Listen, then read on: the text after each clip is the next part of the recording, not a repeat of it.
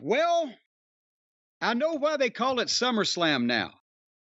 Because it starts on Memorial Day and it doesn't finish up until Labor Day. Was this a long program or was it just me? It was long, but then the main event made it much, much, much longer, especially if you watched it live. If you watched it live, it was unbearably long. I didn't watch it live. I watched Collision on a slight tape delay. I watched SummerSlam this morning on the as I mentioned, because it wasn't available on pay-per-view, real television here in the Louisville metropolitan area, thanks to Spectrum. And what's the other Paul brother's name? His boxing match. Jake Paul. Yeah, well, fuck him. Because of him, I didn't have any on-screen fast forward. You can't even order it. Like, if you're going to watch it the next day in the morning, there's no replay to order, even if it's not airing live? No. Wow. No, you can order the replay of the boxing match that was... Anyway, so I got it on the Cockster, and again, there's no on-screen fast forward, so I figured it's a 4-hour and 10-minute presentation on Peacock. But without entrances and whatever they jam in between the matches, I think it probably only lasted about 2.5 hours. But trying to guess takes a bit of time, but I was on a deadline. So I was able to skip Kid Rock's dirty, straggly-haired, leather-faced fucking cold open.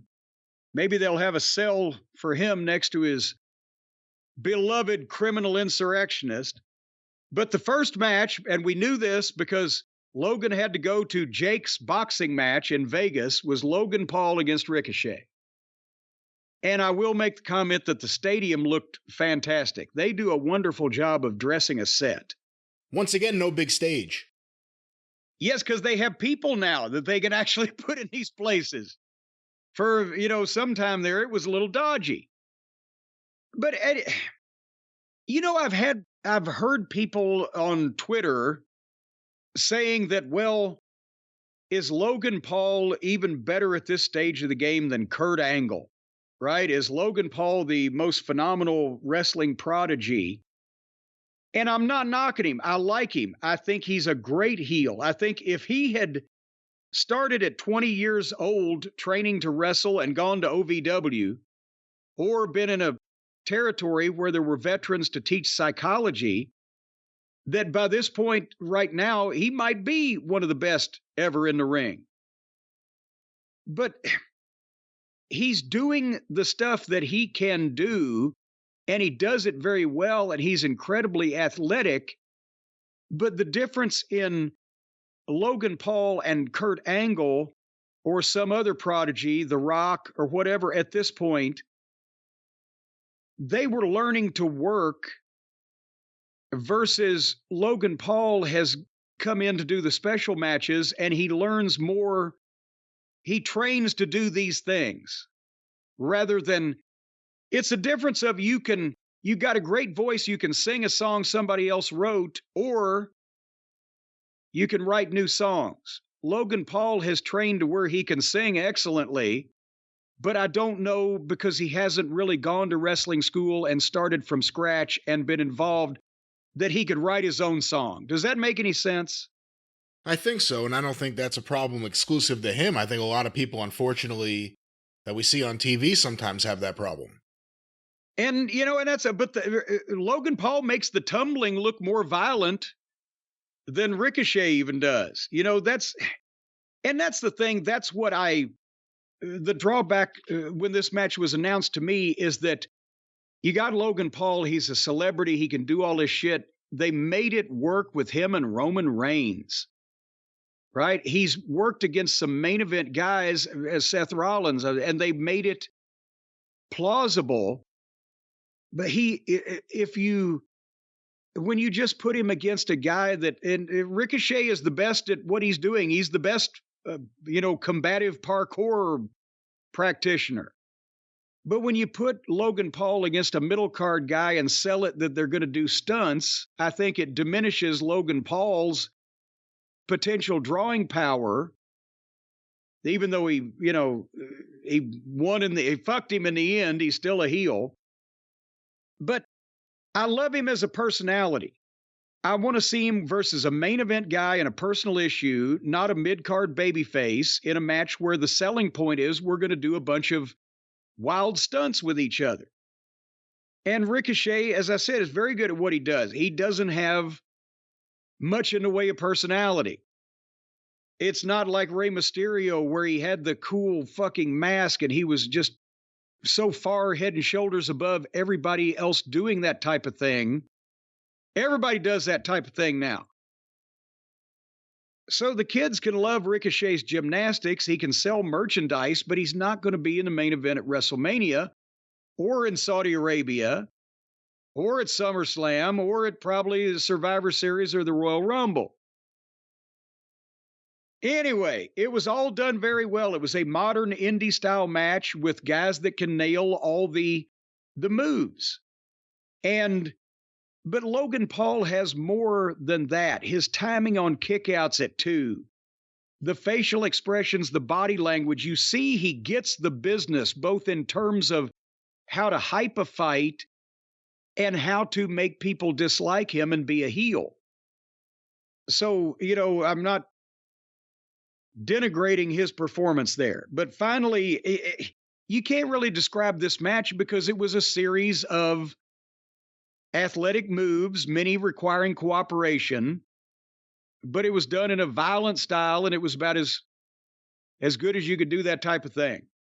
And then some unidentified stooge of Logan Paul's gave him a set of brass knuckles, and he knocked the guy out with them. 1, 2, 3. Help me. I liked it for what it was, and it was an opening match. I asked if he would get potatoed, and he did. He had a little mouse under his eye. Ricochet heard you. I think Logan Paul is so impressive. And I think, part of it is he has like almost like a perfect frame where he's not bulky, but he's big. Yeah. Sometimes you worry with the way he bumps and he's going to get hurt, but he does all these bumps and he takes all these moves. And, Kurt Angle, we got to see exhibiting a lot of wrestling before we started seeing crazy high spots and stuff from him. Right. Because eventually we did. The guy moonsaulted off the top of the cage. Logan Paul, we really haven't seen him have that opponent for that match. So we'll see where they go from here. I can't imagine. Well, that's the thing is he would be at a disadvantage there because that takes wrestling and smooth wrestling and athletic professional wrestling takes the basics and takes training and takes a lot of experience. It's not as easy to do as it's not easy to do these fucking flips and all this shit, but if you're a gymnast, it is. But gymnasts still can't learn to wrestle in fucking 15 minutes. That's the thing is that Logan Paul has all the tools to where if he was like Angle, where not only did he have an extensive amateur wrestling background, but then he went and started training in the pro style under veterans that knew what the fuck they were doing. His basics were great pretty much from the start. But at the same time, there was no way that Kurt Angle was going to be doing a buckshot lariat over the top rope to the fucking floor like Logan Paul. Yeah, how about that? That doesn't mean that Kurt Angle couldn't fucking stretch Logan Paul wrestling. It's two different things. As impressive as that is, and, good luck, Hangman. As impressive as that is, that has to kill his knees. I mean, god damn, I couldn't believe that. But he's got the size, and like you said, he's got all the little things. Just when they do a close-up of his face, he's a heel. You'll want to see him get his ass kicked. So I think he's great. I want to see them do more with him. It seems like every match, some friend of his that we don't know from social media interferes on his behalf, and then it's a different one the next time. That's right. Last time it was a guy wearing a mascot's outfit or something. Yeah. So we'll see what happens. But fine as an opening match, and it was a hot crowd, and they were into it, and he got to fly off and see his brother win. Well, and Brock had to be going to the ring next for his match with Cody, pissed off because he lost the fucking fight over going on first because he didn't have a brother in a boxing match in Vegas. He just had to go home to a sick cow in Saskatchewan. Once they found out everyone's takeoff times, they booked the show. Yeah. I've never seen people getting because they said it again. Yeah, Brock Lesnar held up Cody's arm and left the building and flew back home. These people are not going to stay to change clothes. They want to get the fuck out of there. So it was Cody versus Brock. And obviously we know the backstory and we've talked about it. And we had not necessarily predicted or surmised, but just said, Cody needs to fucking beat him 1, 2, 3 here, or we don't know what the fuck's going to go on. So, and normally, recently, especially with other opponents besides Cody, it's been with Brock the 8-minute match where everybody just hits everybody with 14 German suplexes and then somebody gets F5 5 times or whatever. But this was allowed more time because Cody is such a good selling baby face. You feel like he's in pain. He looks like he's disoriented. He looks pitiful, as Aunt Lola used to say. Just pitiful. A modern version of his dad. Yes. Who even Dusty's frame didn't project fragility, but the way that he sold, he was in pain, he was hurt, he was, fighting for his life. And that's the thing. Again, they started out, but they didn't go 100 miles an hour.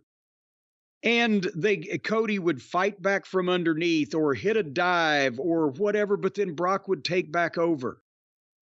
And Brock is a tremendous heel. He's dominant and he's powerful and he's aggressive and he's fearsome. And Cody was selling like Ricky Morton. And so you got a baby face in jeopardy against a dominant monster that suplexed him all over the place, but he keeps getting up and won't quit.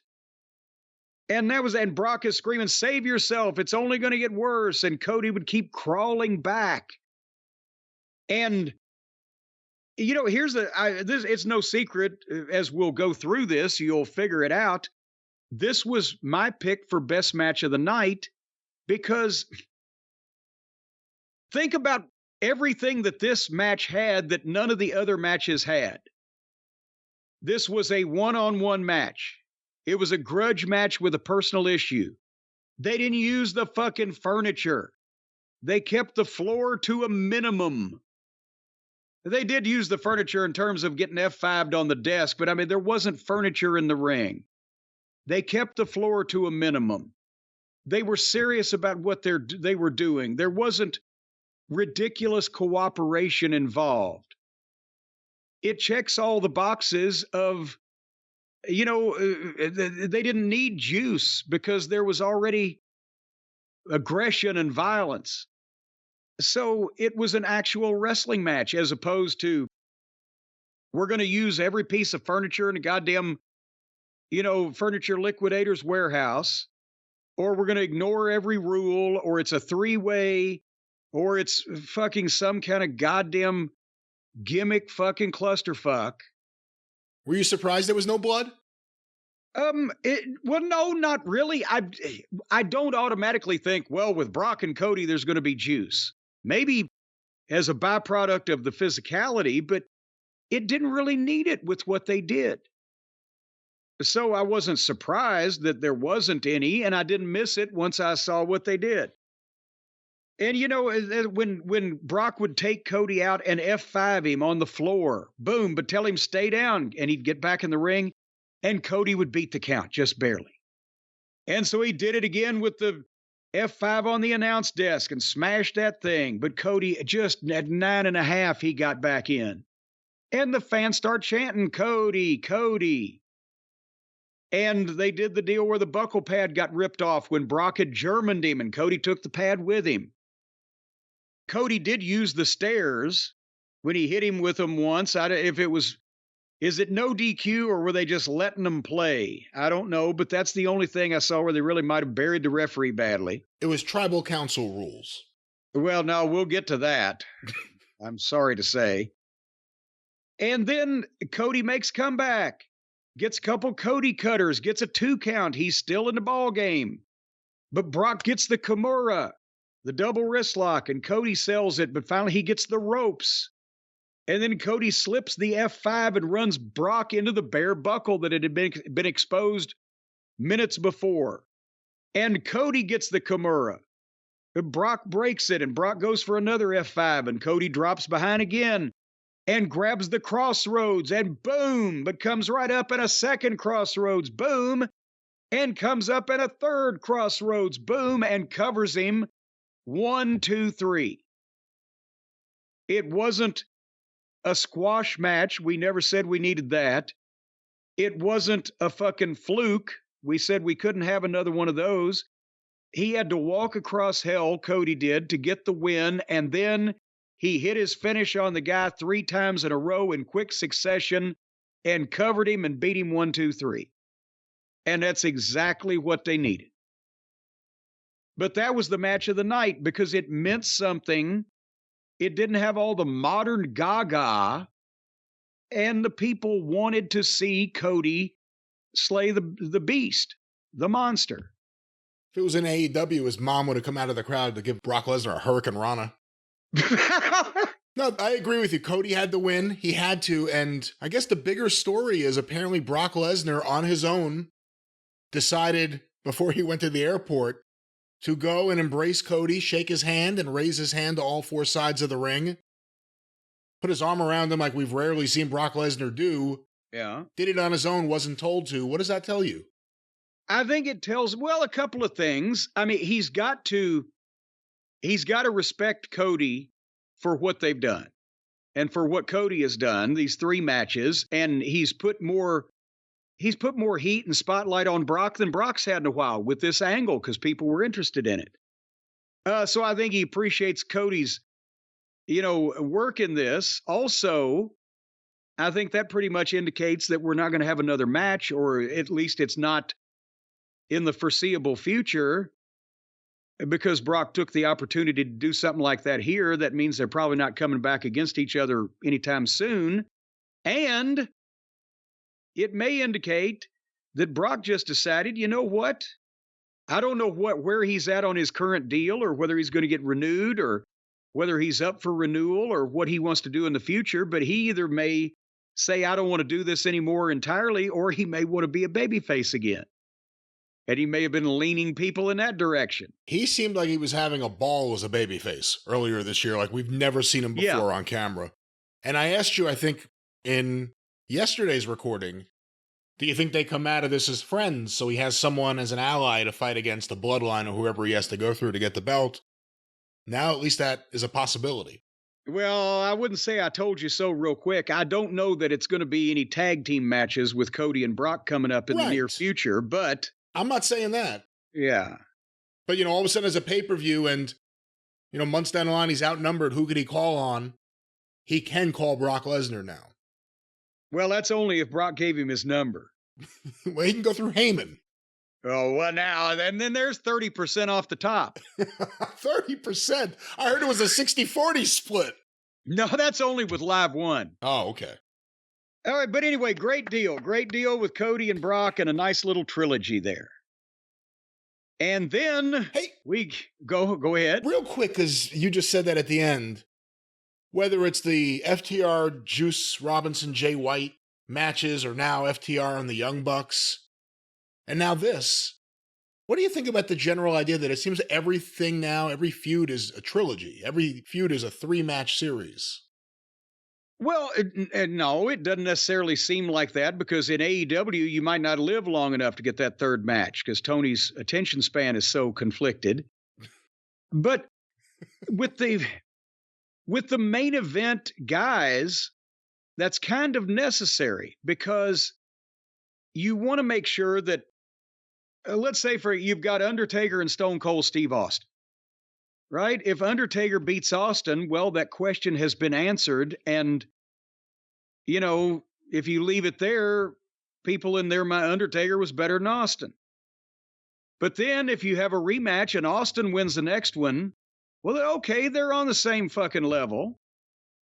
And then if you have the rubber match, which everybody obviously wants when people are 1-1, then somebody's got to win in the end. But at the same time, the way you can work finishes, it still looks like they're on fucking par with each other. If somebody just wins a match and the other guy never gets a response, we've settled that question. So even back in the territory days, it just wasn't as obvious because programs went even longer than 2 out of 3. They'd go 5 matches or 10 matches or whatever the fuck. No, that's an old Vince Senior Garden thing. But, well, in the territory, in the WWF territory days, yes, they would get, well, not everybody. Because remember, Patterson's the only one who got 4. What we're talking about is not everybody. A heel would come in and get, if he was a top heel, 3 shots at the title against Bruno or Pedro in the Garden. Patterson was the only one that ever got 4. A lot of only got 1 or 2. A really top heel got 3. But remember, that wasn't a 2 out of 3. That was the first time stopped on blood. Right. Or first time curfew draw or second time count out. But like in Florida or in some of the, NWA territories, yeah, they kept track of wins and losses. St. Louis was a big place that a rubber match like 2 out of 3 would have been promoted because they would make a big deal out of the previous win-loss record of the wrestlers and against each other as well as against everybody. But point is, it doesn't always have to be 2 out of 3, but a lot of times to get the main event guy to agree to do a job, he has to know that he's getting his win back in the future.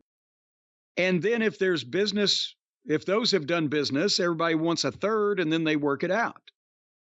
But it keeps everybody in the same place. The best story is when Shawn Michaels was booked to work with Hulk Hogan, and Shawn Michaels had it laid out where it was like he was going to win the first match, and then, whatever, something would happen, and Hogan would win in the end.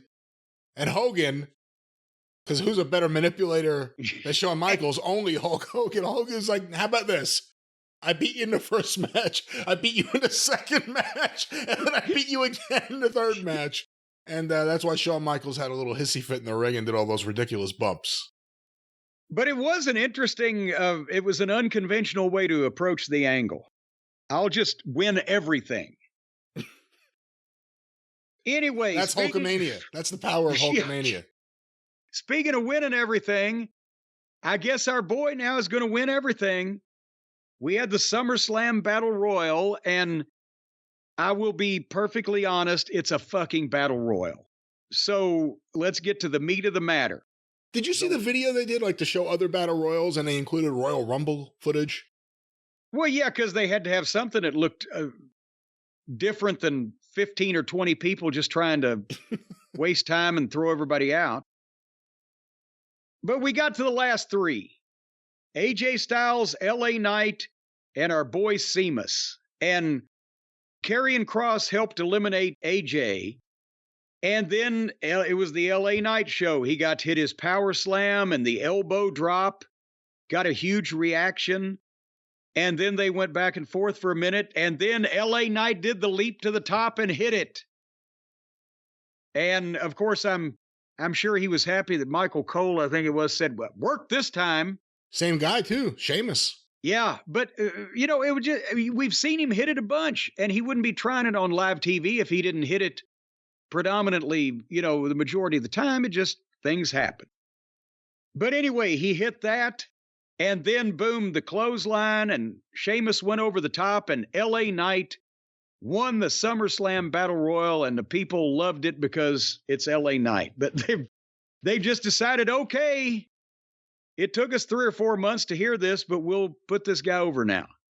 He's selling merch, wins the Battle Royal. People usually don't care about Battle Royals. Big pop. If he didn't win, there would have been a problem. If Sheamus had won, it would have killed everyone. But he won. People went crazy. He's a part of the new Slim Jim campaign. It seems like maybe they realized they got something. Let's run with it. Is this the biggest reversal of fortune since Crazy Legs Conti lost the hot dog eating competition on the technicality to Joey Chestnut? that we go from, what was his name, Max Dupree, to that we were hoping that someone would euthanize him for the sake of everyone, including himself, and now 6 months later, LA Knight is the the darling boy of the wrestling ring. He overcame the Dupree family modeling agency. I don't know what happened to those models, because the model girls now with Alpha Academy. I don't know where Soiree and Mansoir are. They couldn't keep a guy or a girl, could they? Well, they're missing in action, but he started with that. What did they hit him with next? Bray Wyatt. And he somehow survived that. He's the first guy to survive a feud with Bray Wyatt and come out for the better on the other side. And I think that says something. People really turned on Bray Wyatt after that. They were really sick of him because they wanted LA Knight to be used better. And that was the beginning of the year, right? That was like Royal Rumble. Yeah. So it's just been this slow build. Again, we keep hearing about the t-shirt sales. I don't know if he has any figures yet out on the market, but this is someone who is getting one of the biggest reactions every show he's on. And people want to see him. They look forward to seeing him. He's got his, not the people's elbow. I don't know what the hell it is. It looks better than the people's elbow. It actually hits like an elbow. The LA elbow. Well, there it is. He's got it over. He's got everything he's doing over. So, but they seem to finally be embracing that. So it's nice to see. Well, speaking of embracing things, we will come to now the battle of former friends who don't embrace each other any longer because they hate each other and wanted to fight. Ronda Rousey and Shayna Baszler, did they tell us in the pre-match publicity that this was an MMA rules match, knockout or submission? No, and they aired that video I told you was so great. They aired it before the match. That video about their whole background, they got you pumped up for it. I'm thinking, man, they could work a real hot match and just kick the shit out of each other. Nowhere in that did they say it would be MMA rules. No. But then why? This whole thing, well, the audience reaction told the story, because this was actually one of the best female wrestling matches I've ever seen, and nobody gave two shits about it.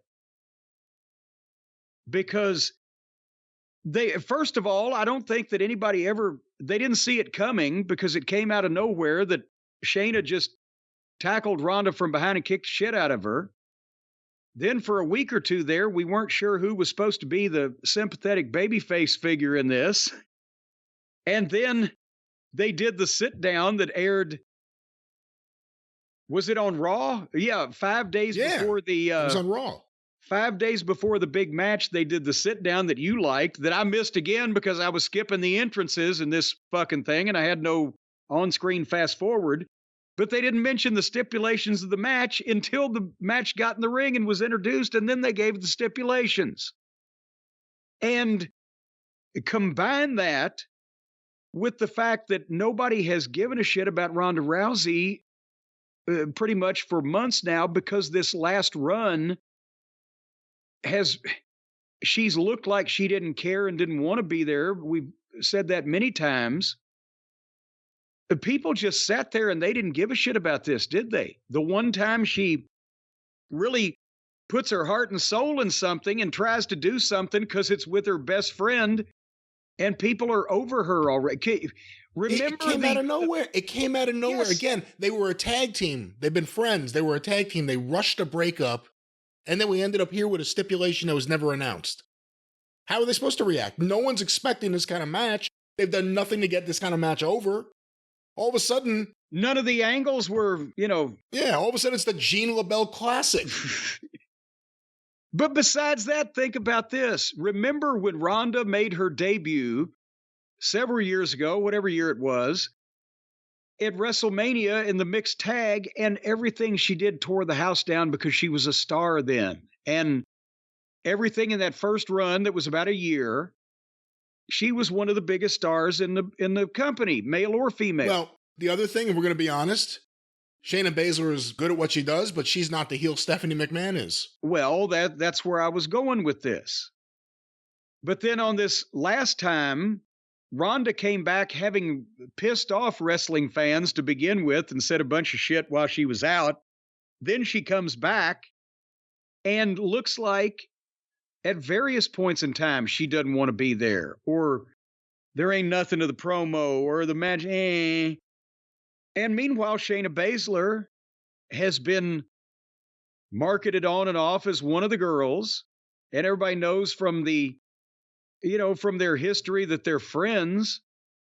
But Shayna has not been pushed as a single at the level of Ronda. The people kind of turned on Ronda because they didn't sense she wanted to be there to begin with. And so they didn't really care that Ronda and Shayna were fighting each other in any style.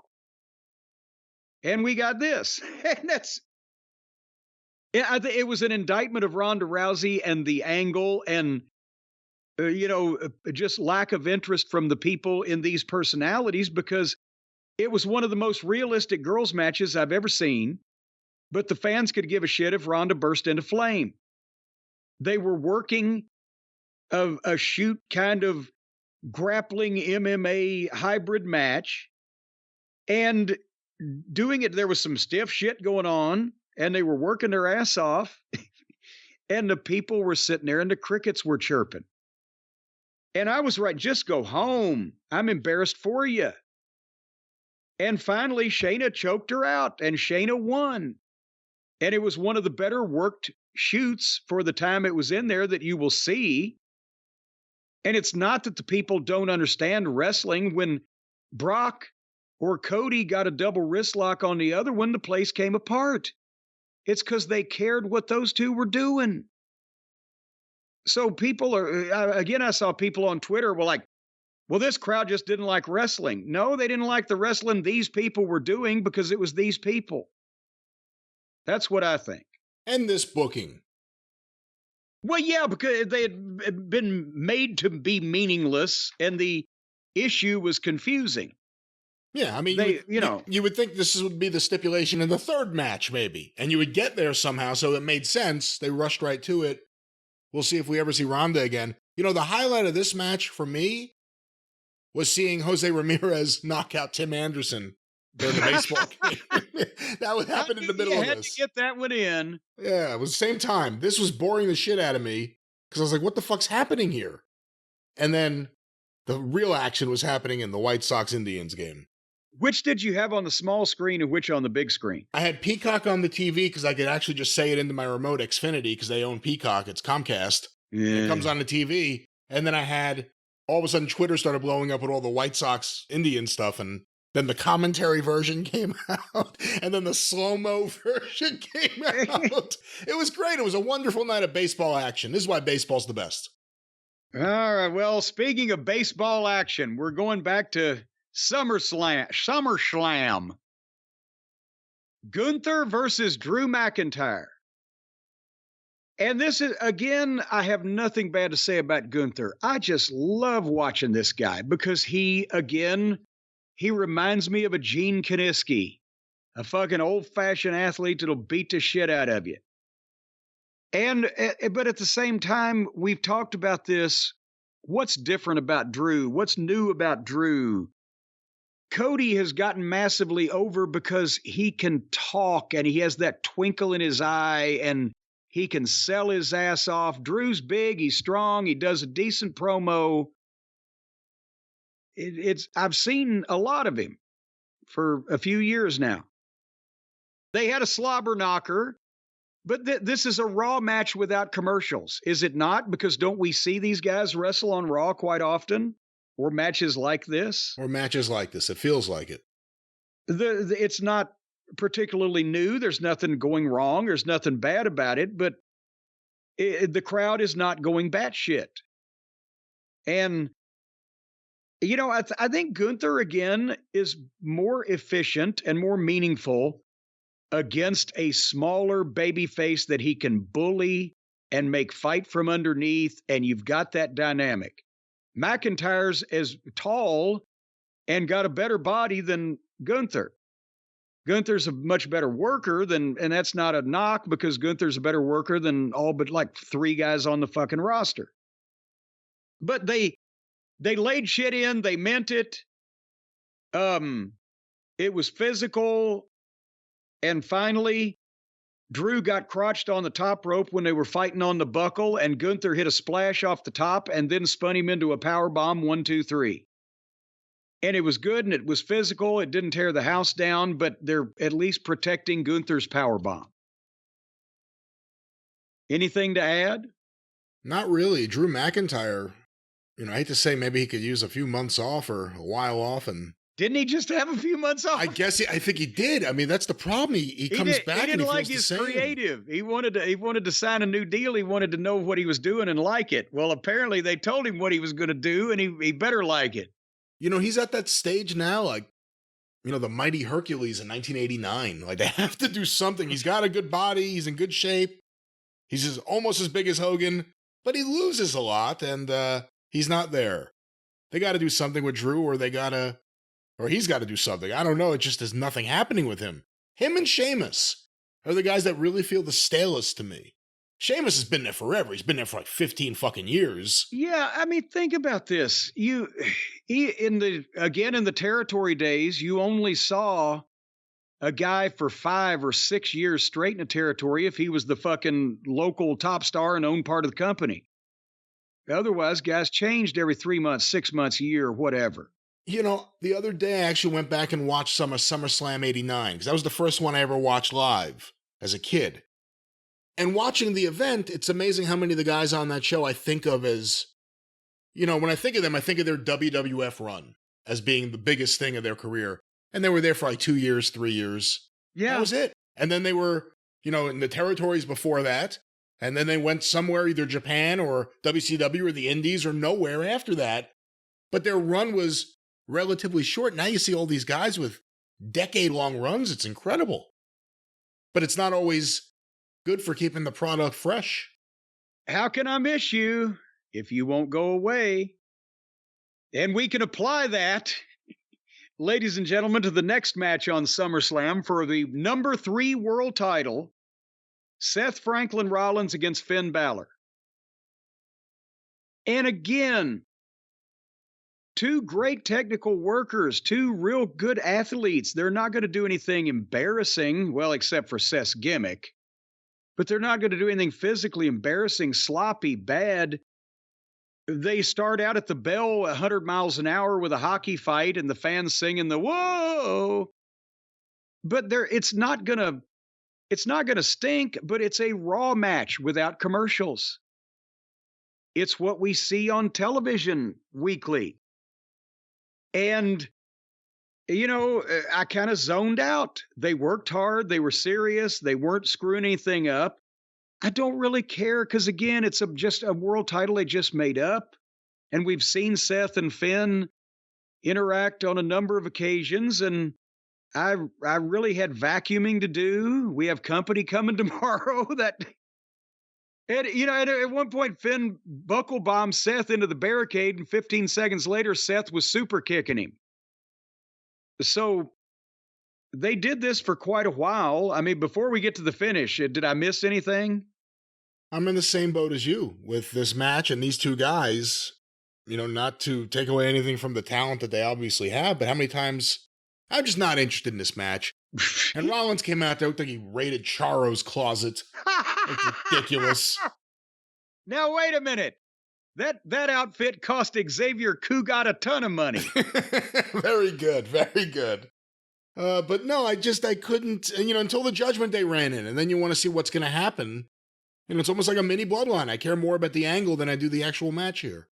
Well, yeah, and that's basically what happened. Finn misses the double stomp, and Seth hits a pedigree and gets a 2 count, and here comes Priest with the briefcase to the ring. And then it started getting a little complicated because Finn kicks Seth off into the ropes, and Priest is on the floor there and punches him. Boom, and Seth falls into the pedigree. Oh, shit, that's it. No, a 2 count. And then Priest makes a big show of waving Dominic and Rhea to the ring so they can draw the referee. And Priest gives the case to Finn, but he won't take it. He doesn't want it. He argues with Priest and gives the case back. And then Seth nails Priest and hits the curb stomp on Finn, but only gets a 2 count. That would have been a nice little finish there. Then Seth dives on Priest and curb stomps Dominic on the floor and rolls back in, but Finn hits a drop kick and the double stomp and gets a 2 count. And now that he can't beat him with the double stomp, then that's when Finn tells Priest something, and Priest leaves the case in the ring and goes around to draw the referee. And this time Finn goes for the case. But then Seth fucking hits him with the curb stomp as he's picking it up with his face on the case. Your face is on the case. And that was 1, 2, 3. So what? Finn didn't want to cheat, but then he changed his mind because he couldn't win. And Priest is pissed at him because he wouldn't take the help that he tried to give him. And the announcers were disagreeing over who was trying to do what. What happened here? Again, it got really weird and confusing when Damian Priest runs out there, and he's got the briefcase, which means he can cash this in against whoever the champion of this match is to try to win the belt. And he's giving it to Balor. Balor's like, what the fuck? And Priest's like, I'm trying to help you. Why would you use this? That was a quote. I'm trying to help. Use this. It will help you win. Yeah, why and this? I think that's what I heard the announcer say. Is he trying to cash in? I'm like, what the fuck is going on here? Yeah, it was a bit convoluted there. And I care more about whatever drama there is with the Judgment Day than Rollins winning. And I'm not a fan of this Rollins gimmick, as you know. All righty then. Well, speaking of not being a fan of gimmicks and not really caring whether somebody won or not, the women's world title, one of the women's world title, the one that Rhea Ripley doesn't have, with Charlotte versus Bianca versus Asuka. And, of course, Asuka the champion. Bianca was mad because she got screwed out of her chance to try to get it back because Charlotte came in, and that's why all three of them are going at it. It's a triple threat match. It's a three-way. I don't like that, whether it's men, women, or Dalmatians. And even though I like Charlotte, and Bianca has grown on me, and I will even admit that Asuka ain't as bad as what we see in AEW, I don't want to see a three-way. And did it need to be over 20 minutes long from bell to bell? Probably didn't need to be. I mean, a lot of things on this show didn't need to be as long as they were, but that's an industry-wide problem right now. You know, it was all right, but once the injury angle, whatever you want to say, happened, I thought that's when it got interesting to me. Well, again, I started watching the first part, and it's a three-way, right? And then the best part, I'm skipping ahead a bit. At one point, Bianca powerbombed Charlotte, and one of Bianca's fake eyelashes stuck on Charlotte's arm, and it looked like she had a giant caterpillar crawling across. I've never seen that before. And then about 15 minutes in, Charlotte moonsaulted both of them off the top. They're laying there next to each other. That was nice, and tried to put the figure eight on both of them. It was a good creative thought, but obviously you can't do it. And then Charlotte dumps Bianca over the top rope, and Bianca, you couldn't see, you heard her hit the stairs, but it was behind the ring, so you couldn't see what she hit. And she sold it great. And the referees and the doctors were out to check on her.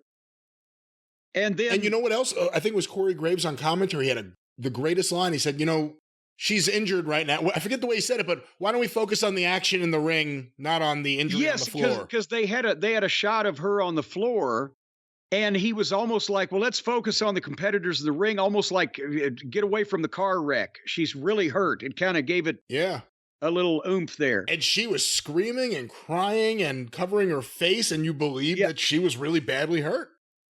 But anyway, the doctors come to check on her and the referees, and they're helping her out, and she's limping. And meanwhile, Charlotte hits a superplex in the ring, and then Bianca storms back. She's not going to go out that way. And then that's when I was like, we're 20 minutes into this fucking thing, right? Good Lord. But finally, Charlotte gets the figure eight on Bianca, and she's got the whole bridge going and everything. And Asuka rolls back in and mists Charlotte in the face, and Charlotte's blind, lets go of the leg lock, and Asuka tries to kick Bianca, and Bianca ducks it, and schoolboys Asuka 1, 2, 3. So Bianca wins the belt back. And then suddenly, here comes Io and Bayley down with the briefcase. And they nail Charlotte on the way down and then beat up Bianca with the briefcase. And then Io cashes in and hits a moonsault, 1, 2, 3. Now Io is the champion. So they had a 20-minute match and they switched the belt twice in 2 minutes. And the people cheered the heel taking advantage of the injured babyface and beating her and fucking her out of her belt. And then they popped again when the other heel, Dakota Kai, returned to the ring to celebrate with the other heel after winning the belt. The heels get to celebrate in the ring, not the babyfaces. That's the big change. So, the same thing that the fucking heel would have been started a riot 30 years ago. They're just happy now to see shit happen. Well, it was like, last night on Collision, they were in Greenville, South Carolina, and the guys went outside the ring to fight. Fuck, Ole Anderson was in the crowd for 10 seconds in Greenville, and he got stabbed for 100 and something stitches and almost killed. They go out and fucking just have all kinds of fun, and nobody even notices. Anyway, so that was that. Closing thoughts on the shocking turn of events in the women's world title picture. I thought it got really good after the knee injury spot. They got me. I thought she was really hurt based on the way she was reacting, and when they showed the landing, I was like, okay, she tore her ACL or something. Really good there. Coming out of this, they can go in a few different directions. Bianca won, but Bianca didn't beat Charlotte. Charlotte got screwed over by Asuka. I guess that's the natural thing. They just re-signed Kairi Sane. Previously, she was aligned with Asuka. We'll see if that happens again. And I guess, again, they had that match in Puerto Rico. Now we'll get more of Io and Bianca, potentially. Because the first match, Bianca won. The second one, I mean, it really isn't a match. It's more of an angle, but she won the belt. Now we'll see where they go from there, so I'm okay with it. Well, as long as you're blessing it, then we'll move forward with the plan. All right, so we are 3 hours and 10 minutes into the show, and the entrances for the main event are starting with Jey Uso, and then Roman and Paul, and then the ring introductions, and then Roman Reigns takes the tribal chief. It's not a lei. I can't pronounce the word. I don't even have it written down in front of me. But the red necklace that signifies the tribal chief, he and Jay have a face-off, and Roman says, if you beat me, I give this to you. And then they rang the bell, and that took 12 minutes just to get them in the ring and introduce them. So we are almost 3.5 hours into this thing, and the match starts. And tribal combat, as we have found out the other day on television, is basically no disqualification. Anything goes, lazy booking, but it's a furniture match. To me, this called for the hokiness. How many other times have we said, my God, they've got potted plants set up in the ring, or they've got the ring is decked out like a Viking ship for preliminary tag teams to fight in, but they come up with tribal combat passed down from the elders, and all we did was go to Home Depot for extra fucking folding chairs and lunchroom tables. Would this not have been the Inoki and Saito island fight type of thing if they were ever going to do it? Right, which they wouldn't do because they couldn't sell tickets to it, but you would think, like you said, I'm not a big fan of, as you put it, gimmicking up the ring or doing anything like that, but something other than just another one of the matches that everyone has on every show. But now think about this. They're right next to the river. Detroit is right across the river from Windsor, right? Certainly they could have put a fucking, if not an island, at least maybe a garbage scow in the middle of the river. And the field is not that far away. They could have put it on the big screen. They could have sold 500 VIP tickets on a fucking excursion boat to drive down the river and watch the fight. I don't know. Well, you'd have to get a floaty for Heyman, A. And B, it may look cool with the idea of the Canadian wildfire red sky coming into play in the background. Do you think with Heyman's gross tonnage that even if he had water wings and some kind of buoying device that he would counteract the laws of submersible matter and just sink, even if he had pontoons around him? I'm starting to think you guys are working a program and I don't know about it. His gross tonnage. Gross tonnage. And you ought to see the stuff is not that gross. He's got more of that. Anyway, so they start this match, and Roman is putting Jay's shit over early, and they go to the floor, and Jay bounces him off the steps, and etc. And by 5 minutes in, and they're taking their time because they know they're going long, the fans are chanting for a table, so Jay just pulls one out. And said they were chanting for tables 5 minutes into the main event of a fucking pay-per-view involving the most over guy in the fucking business. That's what we've done to the fan base these days. So Roman then took over and started beating Jay up for the most part, but it was a snail's pace. And I don't know why the first part of this had to go so long when the last part was going to be so complicated over and over. But they got a kendo stick, and Roman wore Jay out with that. But then Jay would come back with, super kicks and splashes. Then Jay got a chair and hit Roman with it a couple times, and then just got out of the ring and started throwing and threw about 8 chairs in the ring. But it wasn't like when Terry Funk used to go insane and just become a tornado around ringside and throw shit. He was just picking shit up and chucking it in the ring. And other guys laying there. That's what these matches become.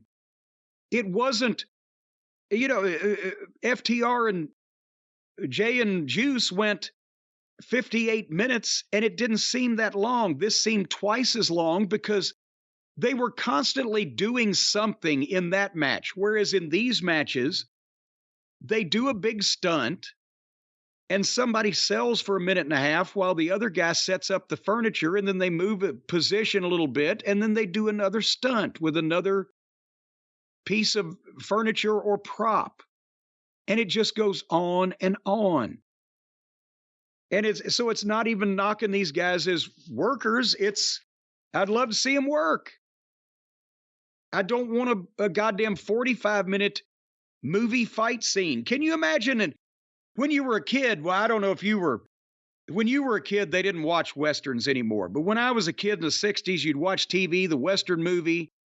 The big saloon brawl would come up, and all the stunt people would be taking the bump off the goddamn balcony through the saloon tables and everything. Did you ever see the sheriff set the table in the right place and then take the fucking heel up the stairs to where that the fucking whores work out of the goddamn saloon to punch him and knock him through the railing so he would take a bump through the table? I don't remember that specific movie. We had Silverado in the 80s. Silverado. I'm not talking about cars. No, the Western. It was the last great Western of that era. Anyway, so chairs I'm talking about. And again, they're getting the fans booed the referee at one point for clearing the chairs out of the ring so they could actually move around instead of falling in garbage. The announcers were doing the golf commentary over the arrangement of furniture. Well, he's setting up now the second table. I think the other problem was the crowd was dead. And the crowd was dying more and more. Goddamn peep. And it was going so slow. At this point, it became apparent that things were going really slow, and it just kept slowing down and slowing down. It was endless. The crowd they weren't like booing or yelling boring, but they weren't even breathing at various points, it seemed like. And the commentators, there was only so much even they could say. It was taking so long, they ran out of things to say. So there was lots of silence. I mean, there was one point, the big bump. Jay gave Roman the Samoan drop off the apron through a table, and Roman actually landed on Jay's head. It hurt the guy giving it more than, but they both would sell. And then so they could get a leather strap, and then Jay will whip Roman. But then they fight to the back of the arena like that hasn't been done before. And again, they're in Detroit, for fuck's sake. You can't get stabbed out in a crowd in Detroit. Nobody's got any heat. And Solo comes out and in front of the referee, because it's no DQ, attacks Jay and puts him through the audio table and then drags him and carries him back to the ring. If all this is okay, then why didn't Solo just come out with a baseball bat at the bell? There's a loophole there. Why doesn't Roman just shoot him? Well, yeah, but and not only that, in their universe of logic, because now it's Solo gets Jay in the ring and he's continuing to constantly interfere. If it's tribal combat, how is it legal in tribal combat for somebody else to fight for you? It seems like that would be against the rule because they're honorable Samoan people. So I can understand Solo coming out and interfering, but not continuously in front of God and everybody, because then that makes it look like, well, your tribal combat's bullshit. But it's modern wrestling. And then Solo goes for the spike and Roman goes for the spear, but Jay pulls Solo into the spear. And then Jay spears Roman and gets a 2 count. It a big pop because they're still with Jay. They're 30 minutes in. It's a handicap match still. Solo stops him again. But then Solo and Roman start arguing. And while they're looking at each other, Jay spears Roman through the barricade. But Solo clears off the announce desk and goes to rock bottom him through, I think that was either the second or third table. But then Jay comes out and kicks him and splashes Solo through the announce desk. And I wrote, will this ever end? And just then, in the ring, Jay speared Roman and hit the splash off the top and had him covered, and some guy in a hoodie pulls Jay out off the cover, and it's Jimmy. And you called it again, you prick. And you say some guy in a hoodie. As soon as he appeared, you knew who it was. Well, yeah, but I don't know about this. One of the Usos, and it may unfortunately be Jimmy, might be Janetti'd out of this. But anyway, so Jimmy then super kicks Jay and rolls him in the ring, and Roman spears Jay through another table and finally gets the 1, 2, 3. So 36 minutes bell to bell, plus 10 minutes of entrances, plus the glorification, celebration, and replays afterwards for almost 5 minutes. This was almost an hour alone. Your final thoughts on this exhibition? This was brutal, I have to say, and I've been a fan of the Bloodline stuff. Even when I think they're losing me, they pull me back in. I thought this match was horrible. I thought the angle was horrible. This may have been the night the Bloodline jumped the shark. Heyman in the post-show media scrum was saying that this is only the 3rd inning.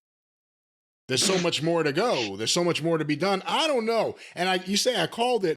The only reason I called it was it's the same people in this. It's never anyone new being involved in it. So it wasn't like the match is going to happen and Jay will get screwed by wrestler X who we haven't seen before or someone else from the roster. They're going to keep it in-house. And it was Jimmy. And I don't think anyone liked this angle. You know, again, we all completely shit on Cody Rhodes losing to Roman at WrestleMania. And things seem to be okay since then for the Bloodline. But this was bad. This was bad. It was a bad match. It was... bad dog. Bad. It bad. was long as fuck. It just never ended and everything was taking forever. It was so slow. Even, like I said, Michael Cole, who I've never been a fan of, there was nothing he could say. What was he supposed to say? At a certain point, him and Corey Graves, there was nothing to talk about. It was taking forever. And I think after all this, having Jimmy be the one to cost Jay in this manner, I don't know. Let's summarize this. So you're a set of twins, and your cousin treats you like shit, and your younger brother sides with your cousin, and then finally your cousin hospitalizes one of the twins, so the other twin wants to fight the cousin to get even for what happened to his twin brother.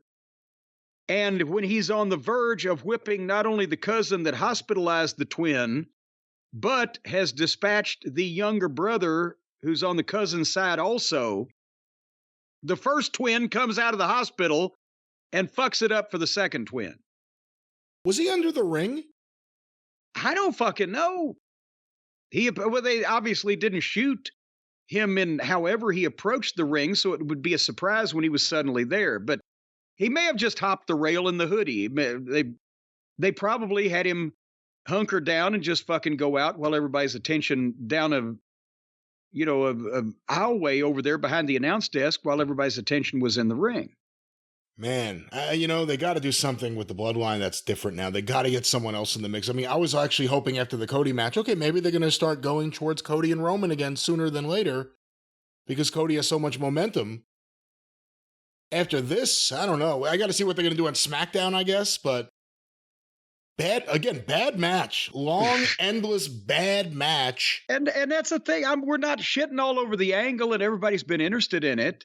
And we still want to see what's going to go on, although we are starting to be afraid that they may be pushing it a little bit. But this match was not, it could have been half the length, and it probably would have gotten over better with that crowd that had already been sitting there for hours and hours. But to watch on television, it was like, oh, shit. It may be the third inning, but it's not an official game until you get to the fifth inning. Maybe this one will be called on rain or something. I don't know. I was about to say, what's the weather forecast up there? Is it going to be rained out? I don't know, but oof. And again, on the other hand, they're breaking all these records everywhere they go. They're making more money and drawing more fans than they have in years. And everything is just, other than, the Vince federal investigation, everything is just wonderful up there. And it's Roman Reigns on top. So, we're criticizing this.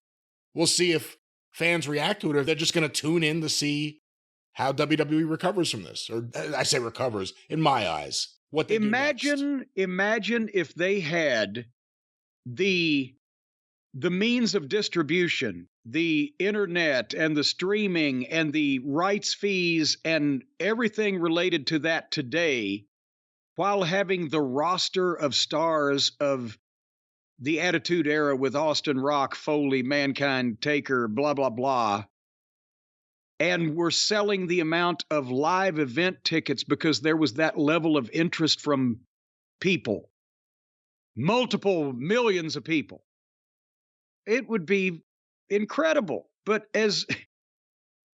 I'm afraid that wrestling, again, is subsisting on an unsustainable model because it seems like that there have to be more delivery and distribution methods created and more revenue streams opened up to compensate and more money coming per capita from each interested fan to compensate for the people that just don't fucking watch this anymore in such large numbers.